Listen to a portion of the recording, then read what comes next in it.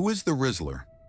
In the small, quiet town of Oak Hollow, Ohio, there's an old legend that parents tell their kids to keep them inside after dark.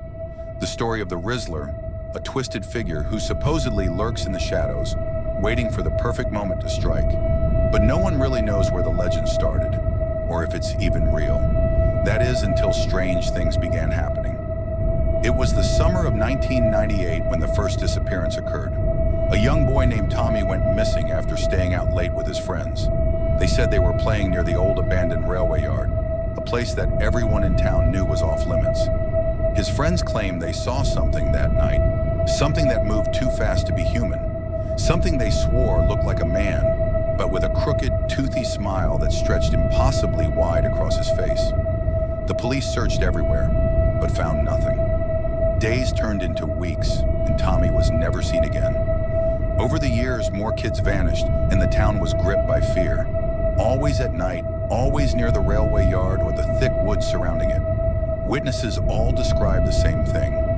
A figure dressed in dark clothing, his face hidden under a hood, but with a smile that seemed to glow in the darkness. Whispers began circulating, calling him the Rizzler. Some say the Rizzler was once a man from Oak Hollow, a charismatic, smooth-talking guy with a charm that could convince anyone to follow him. But behind the charm was something sinister. He was said to have made a deal with something dark in the woods, a pact for eternal power in exchange for his soul.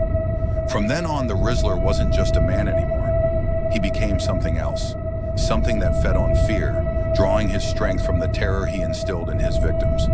The Rizzler wasn't just after anyone. He sought out those who were alone, lost, or vulnerable.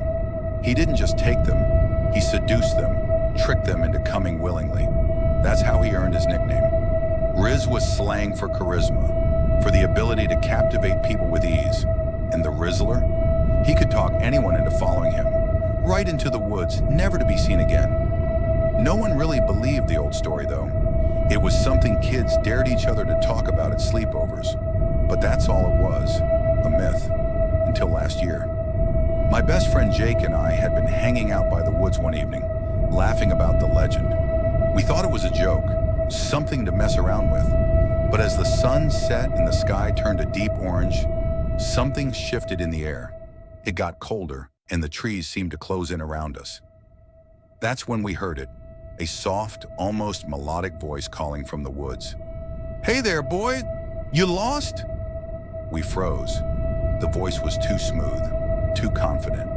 We turned, and through the fading light, we saw him standing just at the edge of the trees. A tall, lanky figure dressed in dark clothing, his face obscured by shadow. But that smile, that horrible, gleaming smile, was unmistakable. Jake, always the brave one, called out, "Who are you?" The man stepped closer, his smile widening. "Just a friend. You look like you could use some help. Come with me. I'll show you the way home." Something was wrong, terribly wrong. Every instinct told me to run, but Jake stepped forward, drawn in by the man's calm, reassuring tone. Before I could stop him, the man placed a hand on Jake's shoulder. That's when I saw it. The man's hand was not normal. His fingers were long, bony, almost claw-like, with skin so pale it seemed to glow under the fading light. Jake's face changed in an instant, going blank as if he was in some kind of trance. The Rizzler's smile grew wider, his teeth sharp and menacing. I grabbed Jake's arm, yanking him back, breaking whatever spell the Rizzler had him under. Jake blinked, confused, but I didn't wait to explain. "Run!" I shouted, and we bolted out of there, not looking back until we reached the safety of the main road. The next day, Jake didn't remember much about what had happened. He brushed it off as a trick of the mind, maybe something we ate or drank that made us see things. But I knew. I knew that we had seen the Rizzler. People say that once you've encountered him, you're never really safe. He'll come back for you, slowly pulling you into his world. Every night since then, I've had the same dream. I'm standing at the edge of the woods, and the Rizzler is there, waiting, smiling. He beckons me forward, whispering, "It's only a matter of time." Now, I don't go near those woods. No one does. But every so often, when the wind is just right, you can hear that voice carried through the trees, sweet and inviting. "Come with me. I'll show you the way home. And if you listen too long, if you let him draw you in, you'll be gone, just like all the others. The Rizzler always gets what he wants.